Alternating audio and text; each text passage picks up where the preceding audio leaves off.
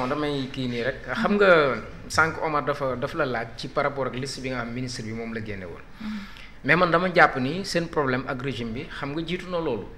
parce que régime bi mu ñëwee bi ñu accéder au pouvoir gis nañ recevoir nañ ni lii muy convention des jeunes reporters après loolu automatiquement état du Sénégal dafa génn xibaar ni da ngeen leen yoral alal maanaam ñu bëri dañu toog ay at yu bëri daaw ñu fay fisc TDS bi aussi daaw ñu ko fay état bi ni na leen fay koppar googu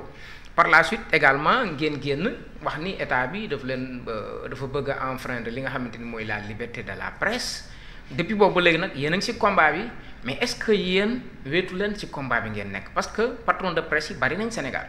mais souvent si point de presse yi ngeen di def wala conférence de presse yi yow laa ci gis wala ku mel ni ku jigéen ki Maïmouna Ndour Faye mais ñoom Bougane ñoom Youssou Ndour ñoo ñëpp jàpp naan ce sont des patrons de presse yoo xam xaw ma nag en catimini mais li nga xamante ni moo fës gisuñu leen ci combat bi dafa mel ni daal yéen rek yéen a ci nekk di wax boobu ba léegi est-ce que weetu leen ci combat bi. waaw xam nga jàmbaar man dama dem ba dikk dégg nga te kenn mësuma sosal ne dama luubal xaalis kenn mësuma sosal ne dañ ma jox lem man wax naa ko sànq ni ma meloon mun naa dem sax ba Senghor ok ni ma meloon ba Senghor dégg nga laa mel tey ba si président Bassirou Diomaye Faye man principe laay défendre liberté de la presse laay défendre man maa jiite CDEPS ok CDEPS jàpp ne bu ñuy def conférence de presse na am ku ko li ñuy wax ci nasaraan man ma yore kàddu gi nañ ko wax ci wolof ñu ne Maïmouna Ndour Faye lañu tànn ok mais ñu tànn mooy ñi nga xam ne ñoo ñu jox man suma autorité en tant que président du CDEPS n'a jamais été remise en cause pourtant man mii sax suma bopp jot naa fi démissionné ba nee naa sax il faut que ñu organiser une assemblée générale élective pour ñu mën a fal un nouveau bureau ok mais ñu bañ ne comme dañu nekk en zone de turbulence dégg nga dañu fexe ba génn ci loolu Youssou Ndour moom jiitewul groupe Futurs Médias Birane Ndour moo ko jiite Bougane jiitewul waa D-Médias te Pauline Thiam dégg nga moo yore la direction exécutive ak ñeneen ok lu important pour man en tant que président du patronat de la presse mooy toutes ces grandes entreprises là ñu ngi may soutenir ñu ngi may dooleel ñu ngi may encourager waaw loolu moo important non mais fan ngeen koy gisee xanaa bu ñu organiser une journée sans presse bu nga xam ne ça a été un succès éclatant c'est-à-dire que communiqué bi nga xam ne man maa ko bind conférence de presse bi nga xam ne man maa ko animé ça s'est matérialisé c'est-à-dire que Youssou Ndour mu ngi suma ginnaaw Bougane mu ngi suma ginnaaw et cetera Madiambal Diagne Maïmouna Ndour Faye et cetera mais loolu la lan la nit ñi bëggati. mais quand même Aminata s'il te plaît. d'accord alors monsieur Kane sànq dégg naa la ci say kàddu nga ne depuis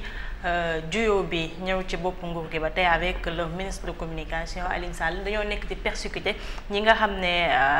ñooy presse bi sànq wax nga ko. Il y a quelques mois de cela amoon na une journée sans presse bi nga xam ne ñu ci bari ci presse bi dañoo bankoon seen loxo lank ne duñu liggéey ñu gis ni récemment aussi CDEPS génnee na ab communiqué di dénoncer encore une énième forfaiture ba xam bi nga xam ne mu ngi dal suñu kaw ñun presse bi ba sax daal di annoncer li nga xam ne mooy une marche pacifique ngir daal di génne li nga xam ne moo ñu nakari mais ñu gis ni chaque matin journal boo yëkkati ñu ngi ci gis ci une bi li nga xam ne mooy soxal nguur gi maanaam di wax ci seen ay activités wala ñu wax ci exactement fu ñu toll ci réew mi pourquoi jusqu'à présent gisuñu benn boycott bi nga xam ne dañuy xëy ci une journal bi di ñu gis leneen fait sociétal wala leneen ak leneen loo xam ne du bokk ak li nga xam ne ñoom la gouvernement bi di def gouvernement bi mu ngi piétiner mais n'empêche ñun ñu ngi continuer à travers nos sites internet ainsi que les journaux di def seen ay communication lan moo tax gisaguñu boycott boobu ba tey. waaw xam nga xeex c'est un processus. jamono bu ñu defee journée sans presse vraiment dañu sësoon tey sax lañu gën a sës en réalité mais xam nga forme de lutte yi nga xam ne moom la ñuy définir dañ koy diisoo suñu biir mais par exemple comme ni ko Aminata waxee ñu boycotter l'activité gouvernementale. mun na am dinañ ci toll. ok ñu boycotter l'activité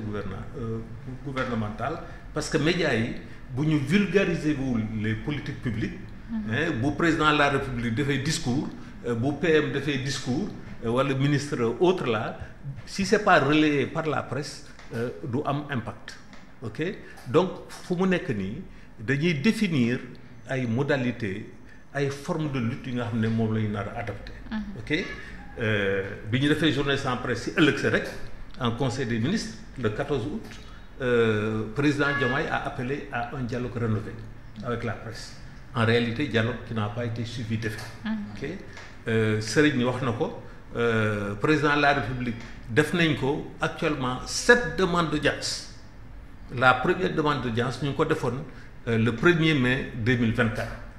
non seulement ñu def ko demande d'audience mais également ñu proposer ko li nga xam ne mosul am Sénégal ba léegi parce que malheureusement suñu gouvernants yi amuñu benn xam-xam en matière de stratégie des médias et en matière de stratégie dans la communication ñu proposer ko lu ñuy wooyee stratégie nationale d'information et de communication SNIC indépendance ba léegi loolu amuñu parce que moo tax sax des fois ngeen di dégg ne y a la cacophonie dans la communication gouvernementale wala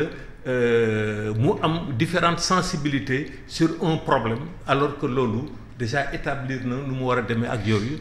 ñu tenir compte par exemple ñun suñu niveau de développement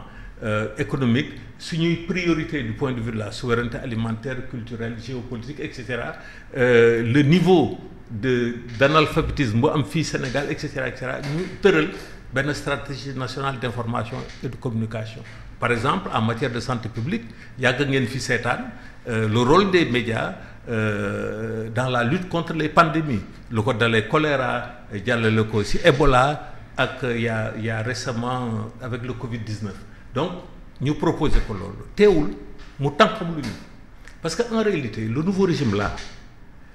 dafa aveuglé par rapport moom lu mu considérer ne médias traditionnels yi du ñu média ñoom ba léegi dañu gëm ne réseaux sociaux yi ñoo leen amené au pouvoir donc gis-gis bu faussé boobu d'abord totalement erroné totalement non on contribue très grande partie mais teewul c'est la presse traditionnelle